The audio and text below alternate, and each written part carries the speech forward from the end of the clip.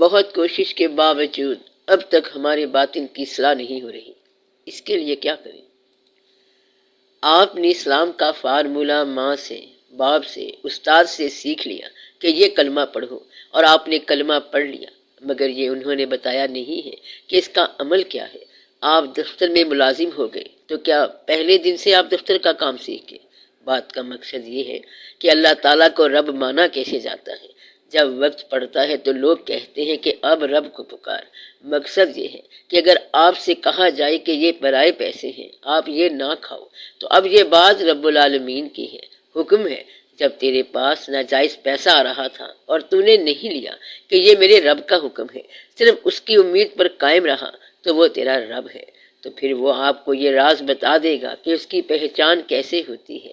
جہاں تمہارا نفس تم پر حاوی ہو اور کوئی فارمولہ استعمال نہ کر سکو، تو وہ تمہیں فارمولہ استعمال کر کے دکھائے گا۔ آپ کوئی عمل کرتے وقت یہ دیکھ لیا کریں کہ اس وقت اللہ کا حکم کیا ہے۔ ہم اپنے معاشرے میں لوگوں کو اسلام سے کم وابستہ دیکھتے ہیں۔ اس کی کیا وجہ ہے اور کیا بنے گا؟ اگر شہر میں کوئی چیز کم ہو جائے تو لازمی طور پر وہ چیز پریشیس ہوگی اور زیادہ قیمتی ہوگی۔ سونا کم ہے لہذا مہنگا ہے، اور اس کی افادیت یہ ہے کہ یہ آپ کی ذات کے لیے مفید ہے۔ جو علم آپ نے کتاب سے پڑھا ہے اس کی عملی شکل آپ نے دیکھنی ہے، اور یہ اس کی اصل افادیت ہے۔ ظاہری پہلو جو ہے اس کی بجائے باطنی پہلو دیکھنا چاہیے، اور اگر روحانی استاد آپ کو باطنی پہلو دکھائے گا تو آپ دیکھو گے، وہ کوئی بات بتائے گا تو پھر آپ کو سمجھ آئے گی۔ باقی جو لوگ ہیں اس کے لیے سسٹم یوں نہیں ہے کہ کوئی فارمولہ بن جائے۔ فارمولہ چلانے کا ایک سسٹم ہے اور فارمولہ توڑنے کا ایک سسٹم ہے۔ اب اگر آپ فارمولے کی بات کر رہے ہیں تو یہ سسٹم فارمولہ توڑتا ہے، اور اگر یہ بھی ٹائٹ بن جائے تو پھر بات مشکل ہو جاتی ہے۔ مگر میں کہتا ہوں کہ ایک بھی مشکل بات نہ ہو، لیکن آپ پھر مشکل بات کی طرف چل پڑتے ہیں۔ میں پھر کہتا ہوں کہ ایک بھی مشکل بات نہ ہو اور مضمون بھی مکمل ہو۔ اگر ایک نیک آدمی ایک علم لے کر بیٹھا ہے مگر کوئی بھی شخص وہاں تک نہیں پہنچا تو وہ انتظار کرتا ہے، پھر کسی وقت کوئی ایک اہل بندہ آ گیا تو پھر اس کو وہ علم منتقل ہو جاتا ہے۔ اسلام کی خوبی یہ ہے اور باطن والوں کی خوبی یہ ہے کہ ظاہری اور باطنی فیصلہ شریعت کا ہی ہوتا ہے۔ اگر 5 نمازیں ہیں تو یہ کسی صورت 4 نہیں ہو سکتی، اور اس میں کمال کی بات تو یہ ہے کہ ان لوگوں نے جو طاقتور تھے اور صاحبان نسبت تھے کہا کہ ہمارا اسلام وہی پرانا ہی رہے گا۔ اس اسلام والے صرف مسلمان تھے، اور تب شیعہ بھی کوئی نہیں تھا اور سنی بھی کوئی نہیں تھا، بلکہ سارے صرف مسلمان تھے۔ آپ کو بات سمجھ آ رہی ہے؟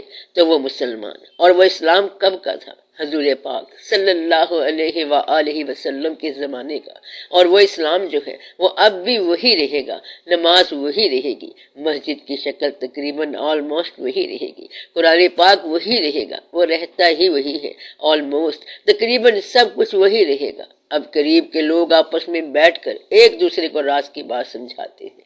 یہ سب اختلاف اس لیے ہے کہ اجتماعی شکل بند ہے۔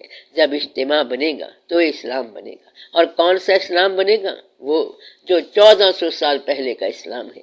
پھر لوگوں کو اصل وابستگی مل جائے گی۔ جس معاشرے میں ہم رہتے ہیں اس میں تو نہ جانے کیا کیا ہوتا رہتا ہے۔ جس معاشرے میں آپ رہتے ہیں، کیا اس معاشرے کے ساتھ آپ کی قبر بنے گی؟ کیا وہ لوگ زندہ رہیں گے اور آپ مر جاؤ گے؟ یہ مصیبت ہی تو آپ کا مسئلہ ہے کہ آپ رہتے ہیں ایک سوسائٹی میں اور مرتے الگ الگ ہیں۔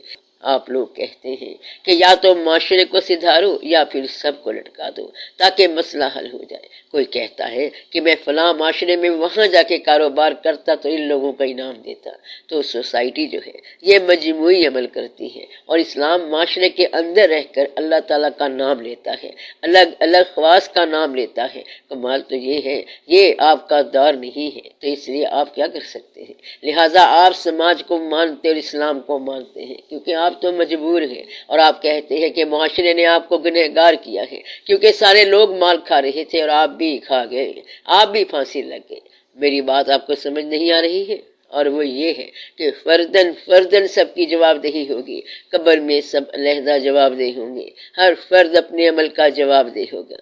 اس لیے اپنے عمل کی اصلاح ہونی چاہیے اور اس کے لیے دعا ہونی چاہیے۔ اللہ تعالیٰ کرم فرمائے اور مہربانی فرمائے۔ صلی اللہ تعالی علی خیر خلقہ و نور عرشہ سیدنا و مولانا حبیبنا و شفیعنا محمد و آلہ و اصحابہ اجمعین، آمین برحمتک یا ارحم الراحمین۔